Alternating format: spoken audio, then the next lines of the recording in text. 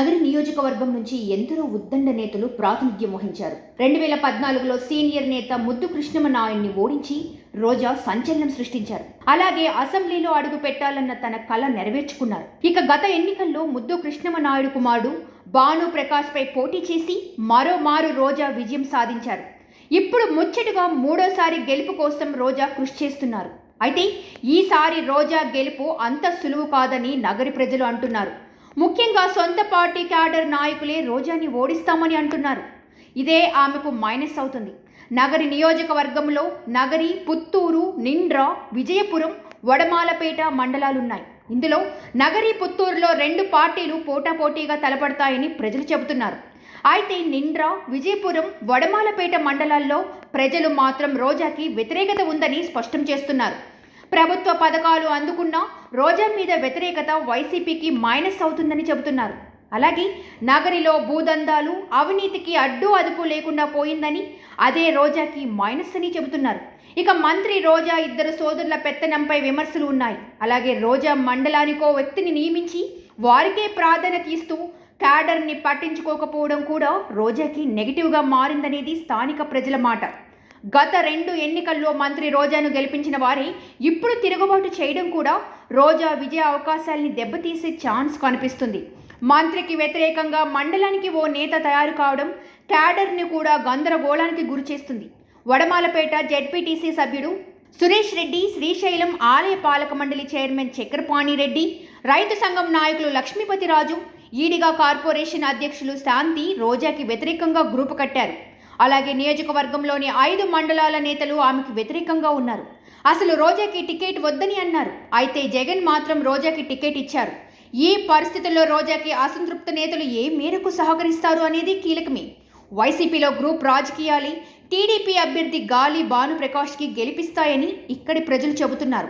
గాలి ముద్దు కృష్ణమనాయుడు తనయుడైన భాను ప్రకాష్ గత ఎన్నికల్లో ఓడిపోయారు.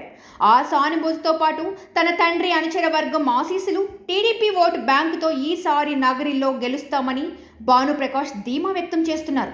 అయితే తనకంటూ సొంత క్యాడర్ పెద్దగా లేకపోవడం, ఆర్థికంగా రోజాని ఢీకొట్టే స్థాయిలో లేకపోవడం వంటివి భాను ప్రకాష్కి మైనస్ అవుతున్నాయి.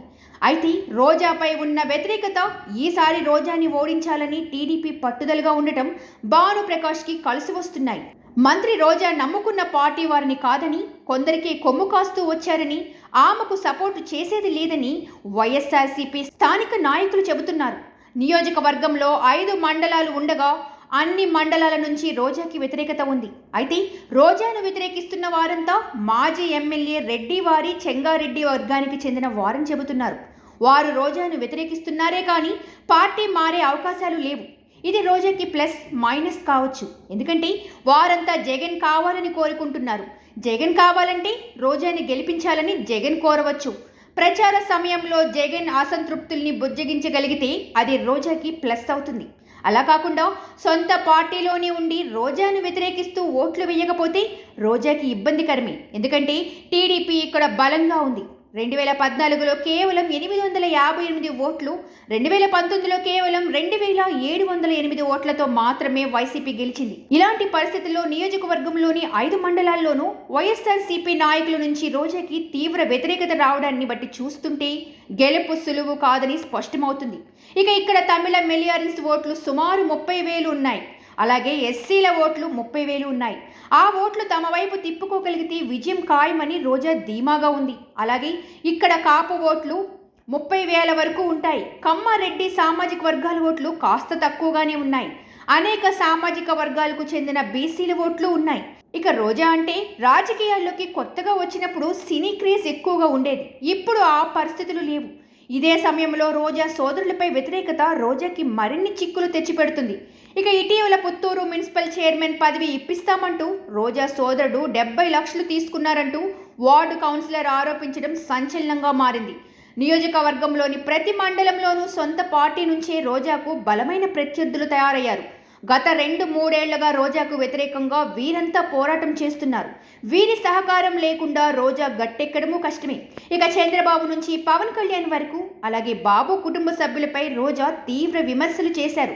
సందర్భం వచ్చినప్పుడల్లా మాటల తూటాలు పేల్చారు. దీంతో రోజాని ఓడించాలని టీడీపీ శ్రేణులు, మద్దతుదారులు పట్టుదలగా ఉన్నారు. ఇదే సమయంలో 10 ఏళ్లు ఎమ్మెల్యేగా ఉన్న రోజాపై వ్యతిరేకత, భానుప్రకాష్పై సింపతి టీడీపీకి ప్లస్గా మారనుంది. అయితే ఎన్నికలకి మరో 50 రోజుల సమయం ఉంది. అధిష్టానం బుజ్జగింపులు, జగన్ బస్సు యాత్రతో నేతల తీరు మారితే రోజాకి అవకాశాలు ఉండవచ్చు. అలాగే పెద్దిరెడ్డికి గెలుపు బాధ్యతలు ఇవ్వడంతో ఆయన ప్రభావం పనిచేయవచ్చు. అయితే ఈసారి జిల్లా వ్యాప్తంగా ఉన్న టీడీపీ శ్రేణులు రోజాని ఓడించడానికి సిద్ధమయ్యాయి. కుప్పంలో ఉంటూ బాబుకి సపోర్ట్ చేస్తూ రోజాని ఓడించడానికి రంగంలో దిగాయి. అలాగే అమర్ రాజా తరలిపోవడం కూడా రోజాపై వ్యతిరేకత పెంచింది. అమర్ రాజా ఉద్యోగులు వైసీపీకి వ్యతిరేకంగా ఉన్నారు. అలాగే అరుణకుమారి అనుచరులు రోజాని ఓడించాలని చూస్తున్నారు. ఇదంతా రోజాకి నెగిటివ్ అయింది. అయితే మహిళనైనా తనని అవమానించారని రోజా సింపతి పొందవచ్చు. మహిళా ఓటర్లని ఆకట్టుకోవచ్చు. అలాగే జగన్ వెళ్లి ప్రచారం చేశాక వచ్చిన మార్పు రోజాకి ప్లస్ అవుతుంది. ప్రస్తుతానికైతే ఇక్కడ పోటాపోటీ ఉంది. ఈ 30 రోజుల్లో జరిగే పరిణామాలు విజేతని నిర్ణయిస్తాయి. సబ్స్క్రైబ్ చేయండి. Please do subscribe to. Please like, share and subscribe to top Telugu TV. Top Telugu TV. Top Telugu TV.